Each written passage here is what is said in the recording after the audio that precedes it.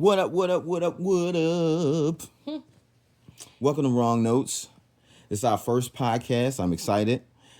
And I am your boy, Kenny Mac. And I am Star. Yeah, we are a married couple that one day decided to share with the world our take on one thing that got us married and got us like really together and fall in love, which is music. Music. I love music. I I love love every type, music. all music. First of all, that's one of the things I really, really fell in love with you over because I am a woman who likes very different types of music. So to find someone that kind of can match that was very, very Yeah. difficult in my area of life. And he matched that. Like he knew the songs, even songs he didn't know, he was able to vibe. And then we always used to break down songs. We always listen to the lyric because you got the lyrics, you got the tone of the voice, you got the pitches, you got how the person singing, and you got the music in the background. So there's many different reasons why we like songs. Yeah. And being introduced to new songs is a whole breath of fresh air when you get out of your comfort zone and you're able to embark on a whole different type of journey when it comes to like new genres of music and new music. So we want to be here for you to break down these songs, break down these new songs or old songs or songs from the 60s, from the 70s, from the 80s, the 90s now, and just give you our take on it. And it's going to tap into a little bit of our marriage and how we came to be. Good times, bad times. And it's a lot of these songs are relatable or just personal stuff that we went through, our childhood memories.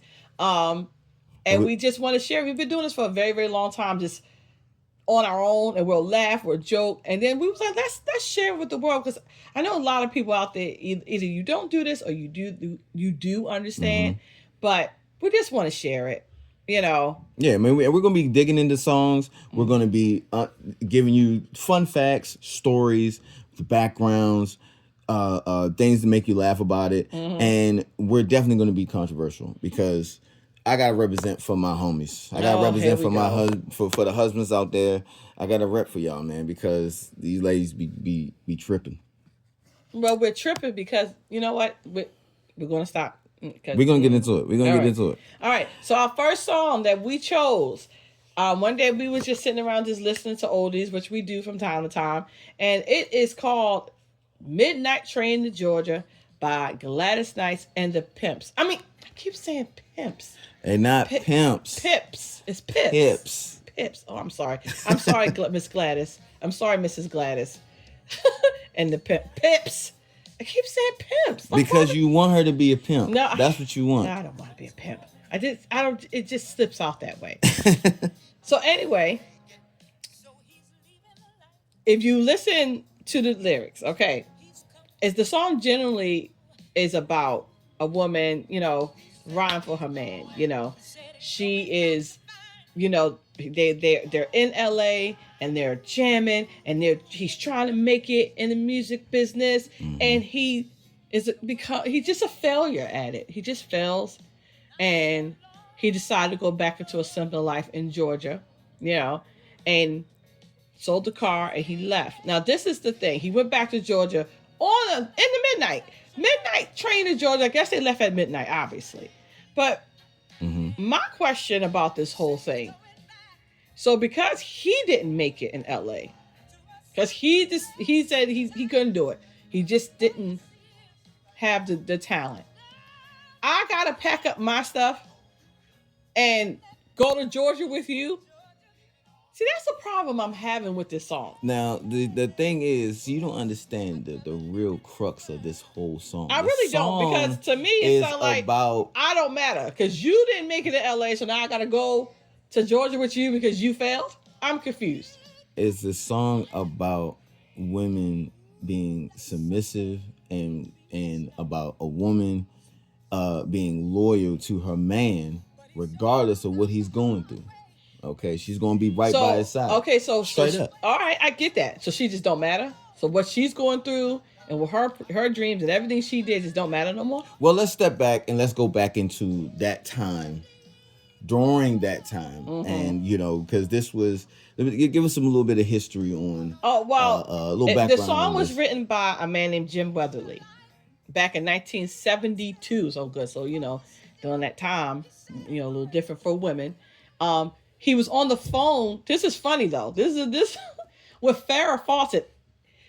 The young ones that listen to this, Farrah Fawcett was an old 70s actress that was absolutely gorgeous.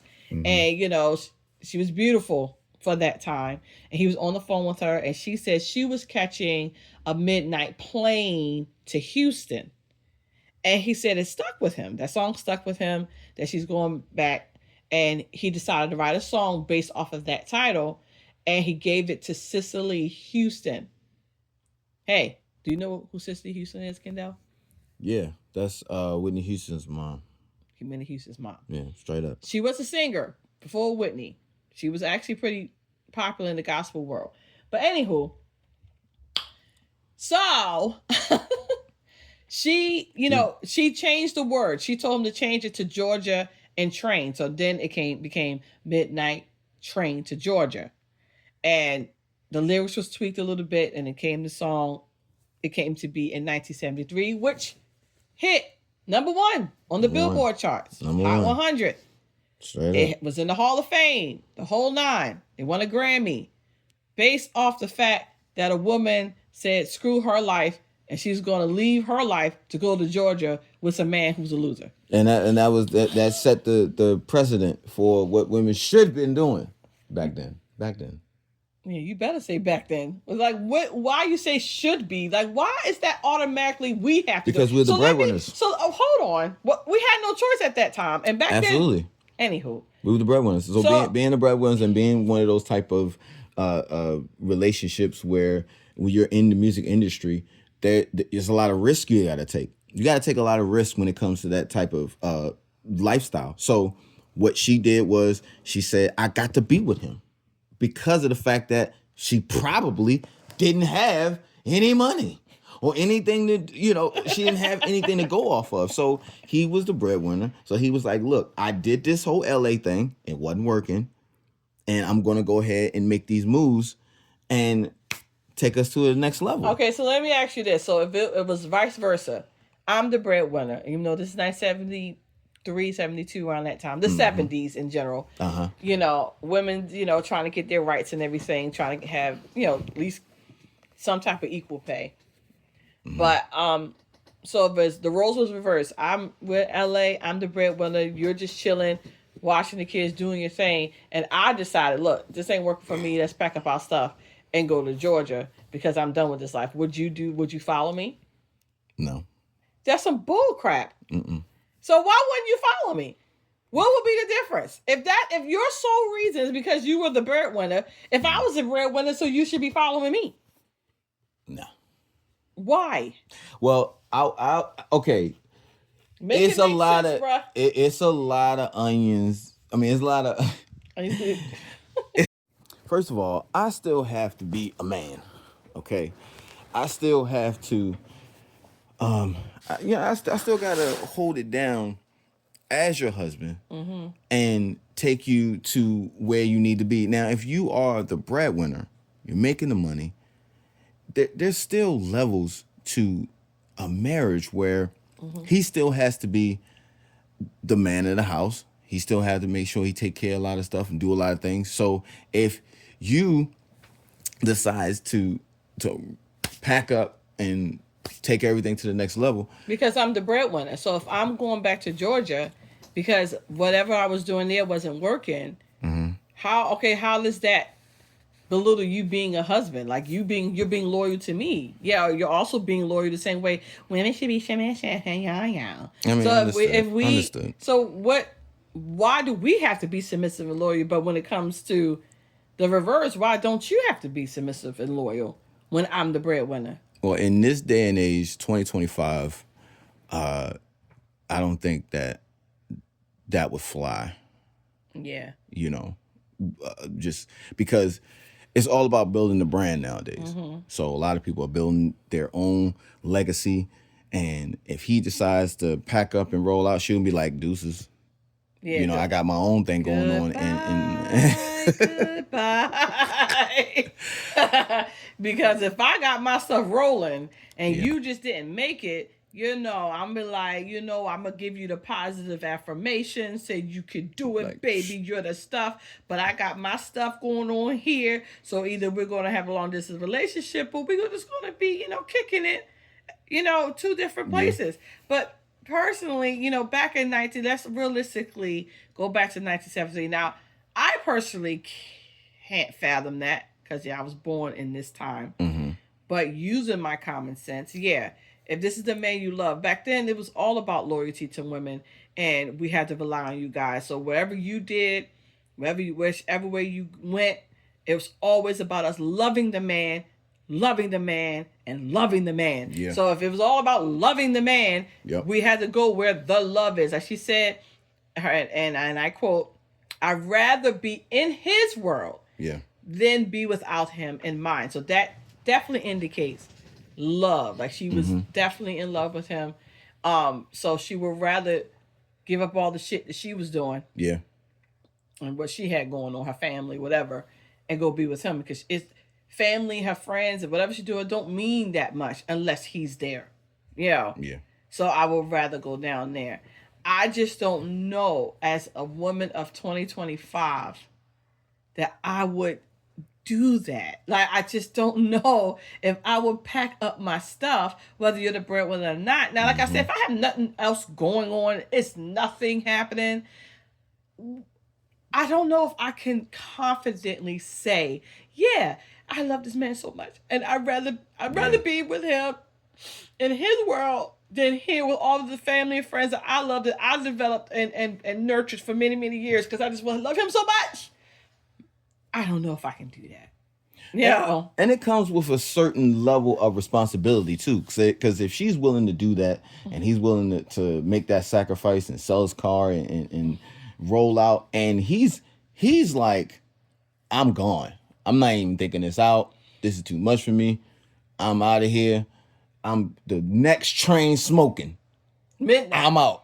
Midnight indicates I don't care what time. I'm gone. I'm gone. I'm not planning it. It's time to go. He's out of there. And to have a woman like that that's willing to ride for you, and it is a very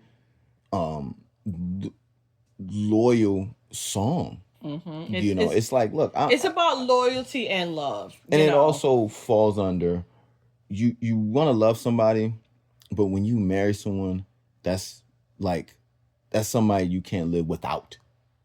That's very true.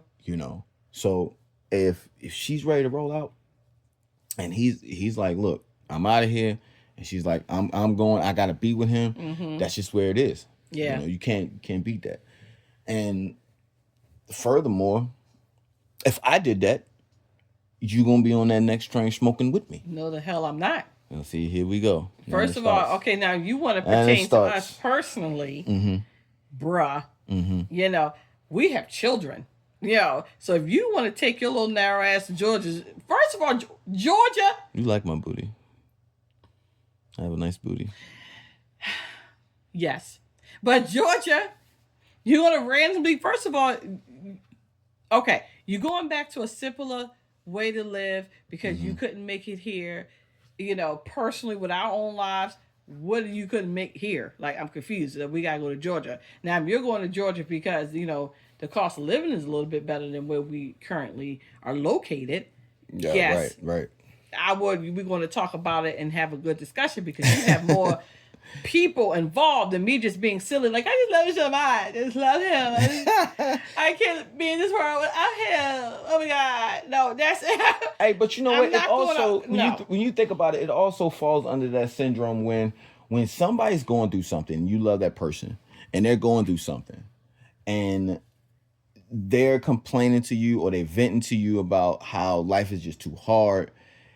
It's sort of like a no-brainer, because if you really love that person, you really care for that person, you don't want that person to suffer. So you instantly be like, look, I want to give, I want to help, I want to be there, I want to support. Mm-hmm. And if you're not doing that, what's the point? But but you fall under that syndrome where you're trying to you're not trying to just do it for them, but when you see somebody going through so much stuff and you love them and And you you care want for his them, life to be better. you want their And life you to be know he better. wants a simpler life. Absolutely. Things like that. I can sort of catch. And then we the also drift. don't know what happened prior. There's a lot of layers to this onion. That's what I was trying to say earlier. Yeah. That's what he was trying to say. But it's okay. It is, though. Okay, because there's a lot of layers, but we don't know. Okay, let's talk about the variables. Mm-hmm. We don't know if she brought him to LA and he had his own thing in Georgia. Because like you said, he already know He's about going Georgia. back to Georgia, yeah.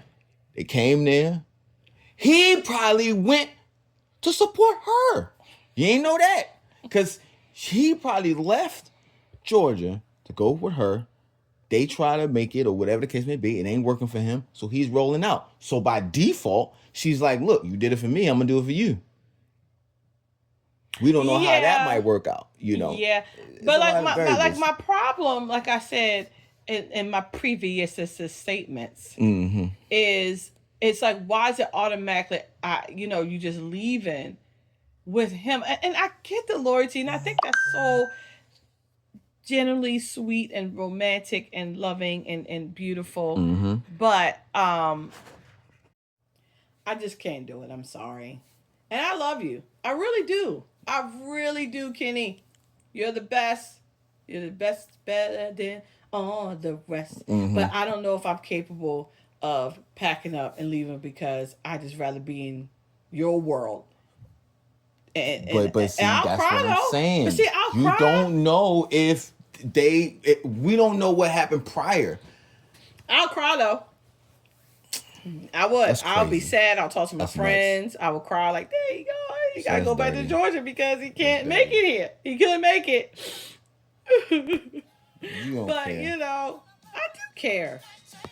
Well, it's not really about that. It was more so about like just overall, when you love someone and y'all together, you're willing to go on that journey regardless of what happens, you know. And I'm willing to go on that journey along with you, you know, if you decided to roll up. If it was roles reverse after having this conversation, I would head out, you know. So regardless of what you got going on.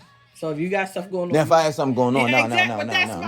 I don't got time for none of that. That's my whole point. None of that. It's always a variable to whether she has something going on. But that falls on the double standards of life. Do that. That just falls on the double standards of life of men and women. You just gotta. That's just what it is. You have to understand that. You know, that's just what it is. It was double standards been like that for millennia. Okay. So we're gonna wrap this up. And thank you guys for being here to experience our first and to many to come. You know, just letting y'all know that music isn't always being perfect. It's not always perfect. Mm-hmm. It's being real. Mm-hmm. Thanks for listening to Wrong Notes. We'll catch up with you. And check us out on all your platforms, Spotify, Apple Music. And you want to give us any shout outs, love, for our first podcast? Oh my God. You know, I'm going to live in Georgia right now. I'm rolling out right now. Me and He-Man are out.